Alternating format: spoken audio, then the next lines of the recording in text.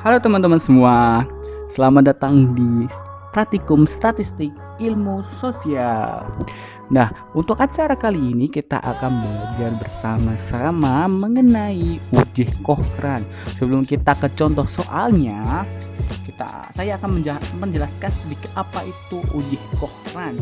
Nah, uji Cochrane sendiri itu biasanya digunakan untuk mengetahui perbedaan hipotesis antara K sampel yang berpasangan, dan biasanya frekuensi dalam uji Cochrane ini berbentuk nominal dikotomi. Nah, contoh dari nominal dikotomi adalah masing-masing skor itu memiliki arti.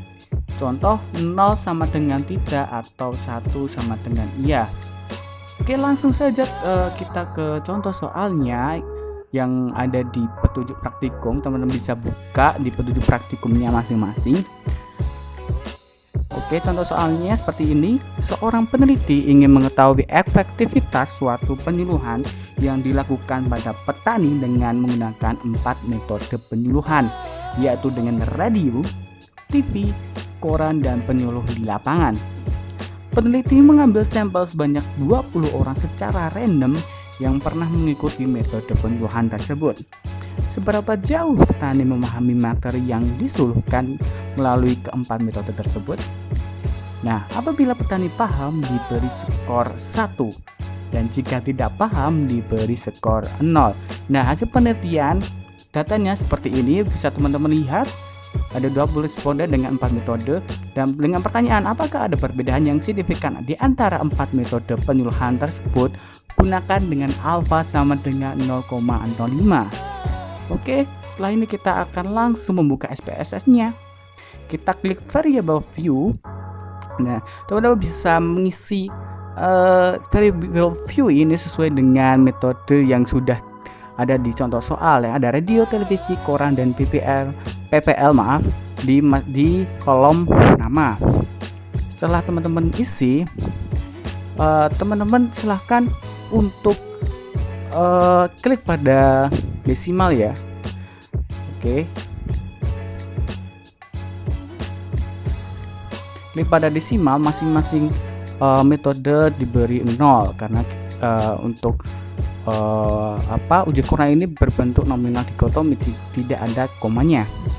Oke, pada label teman-teman silakan isi masing-masing. Yang pertama pada radio, labelnya diisi dengan penyuluhan menggunakan radio. Begitu juga dengan televisi, labelnya diisi dengan penyuluhan menggunakan televisi. Kemudian yang koran juga penyuluhan menggunakan koran dan penyuluhan menggunakan PPL. Dan juga measure, jangan lupa teman-teman semuanya nominal. Oke, setelah itu kita langsung saja klik data view. Pada data view ini teman-teman silahkan masukkan data di contoh soal, kemudian teman-teman masukkan di data view ini sesuai dengan metode masing-masing. Nah, setelah ini kita akan menganalisis sehingga menghasilkan output pada uji Cochrane ini.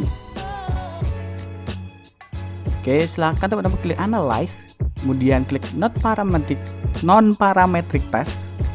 Oke, kemudian klik legacy dialogs, kemudian silahkan teman-teman klik correlate symbol. Nah, teman-teman sudah melihat kotak yang sudah terpampang. Silahkan teman-teman di kotak kiri keseluruhan langsung dipindah ke sisi kanan. Oke, teman-teman silahkan teman-teman klik yang bawah, jangan lupa klik shift terus klik yang bawah sendiri sehingga semuanya sudah terblok, kemudian langsung pindah ke sisi kanan itu. Kemudian jangan lupa klik Cochrane karena ini uji Cochrane ya, kemudian fragmentnya dihilangkan. Kemudian jangan lupa klik statistik dan klik deskriptif, kemudian continue. Dan jangan lupa langsung saja klik OK. Dan inilah hasil outputnya. Teman-teman bisa lihat dengan jumlah total data adalah 20 dengan rata-rata atau minnya pada radio 0,20, kemudian penyuluh menggunakan televisi 0,25, dengan koran 0,35 dan dengan PPL 0,65 dengan minimum 0 dan maksimum skor 1. Dengan standar deviasi mungkin bisa teman-teman lihat di outputnya. Oke, langsung aja di frekuensi. Teman-teman bisa lihat pada penyuluhan menggunakan radio yang belum paham sebesar 16 orang, yang paham sebesar 4 orang. Kemudian dengan penyuluhan menggunakan televisi yang belum paham sebesar 15 dan yang paham sebesar 5 orang. Kemudian menggunakan koran yang belum paham sebesar 13 orang, yang paham sebesar 7 orang. Kemudian yang penyuluhan menggunakan PPL yang paham sebesar 7 orang, yang belum paham sebesar 7 orang, yang paham sebesar 13 orang. Oke, teman-teman langsung bisa lihat di tes statistik dengan jumlah data 20 dengan juga nilai kohrannya sebesar 11,038. Kemudian degrees of freedom atau derajat kebebasannya sebesar 3 dan juga asymptote sigma sebesar 0,012.